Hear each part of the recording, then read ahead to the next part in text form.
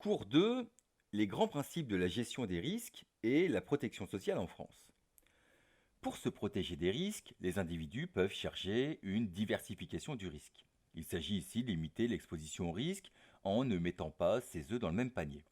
C'est une technique souvent recommandée pour se couvrir du risque financier. Par exemple, si vous placez tout votre argent dans une entreprise sous forme d'action et qu'elle fait faillite, vous perdez tout. Si vous avez placé votre argent dans deux entreprises, il y a moins de risques qu'elles fassent faillite en même temps. Et plus vous diversifierez vos placements, moins vous prendrez de risques. Avec tout de même un inconvénient. Ce qui est valable dans un sens l'est aussi dans l'autre. Vous gagnerez moins en vous diversifiant que si vous aviez placé tout votre argent dans une entreprise dont les actions auraient pris de la valeur. La diversification est aussi courante dans les activités de production. Les agriculteurs, par exemple, diversifient les productions pour éviter les risques climatiques ou sanitaires qui exposeraient plus particulièrement un produit. Ils se diversifient d'ailleurs aussi pour avoir des compléments de revenus. Et sans grande poésie, mais avec un raisonnement économique, la diversification peut être un déterminant rationnel de la constitution des couples. Sachant qu'une entreprise présente toujours un risque de fermer, deux personnes salariées de la même entreprise doivent-elles se mettre en couple. La diversification touche avant tout donc le domaine privé, dans la mesure où ce sont des actions à initiative d'agents privés, les familles en tant qu'épargnants, les producteurs qui prennent des risques en produisant, et les couples pour mon dernier exemple. Face au risque, un autre outil peut être la prévention. L'objectif est alors d'expliquer aux individus les risques auxquels ils font face et les conséquences de ces risques, afin que les conduites à risque soient évitées.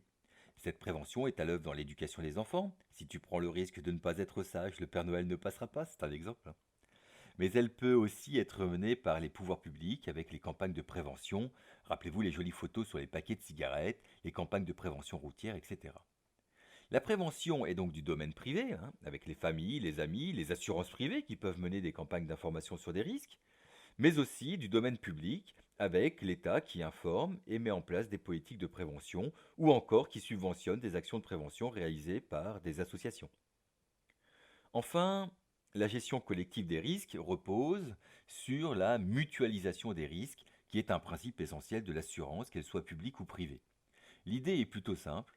On partage les risques pour que ceux qui subissent des accidents, quels qu'ils soient, accidents de la route, chômage, maladie, bénéficient de l'aide de ceux qui ne les subissent pas. Avec l'idée que plus le risque est mutualisé, donc plus il est partagé sur un grand nombre d'individus, moins il est lourd à supporter.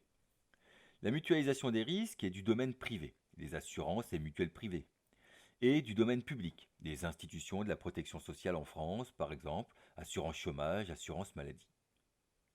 Pour conclure sur ces trois grandes formes de protection, plusieurs institutions donc vont jouer un rôle. La famille protège, elle prévient et couvre les risques avec des soutiens sous forme de services ou d'aides financières. Même chose pour les entreprises privées qui mettent en place des actions de prévention et de protection collective de ceux qui paient leurs services. Les assurances et les mutuelles en ont fait leur métier. Et enfin, l'État protège par la mise en place de réglementations et de lois, par la prévention aussi, et enfin par la mise en place d'une protection sociale que nous allons étudier pour la France.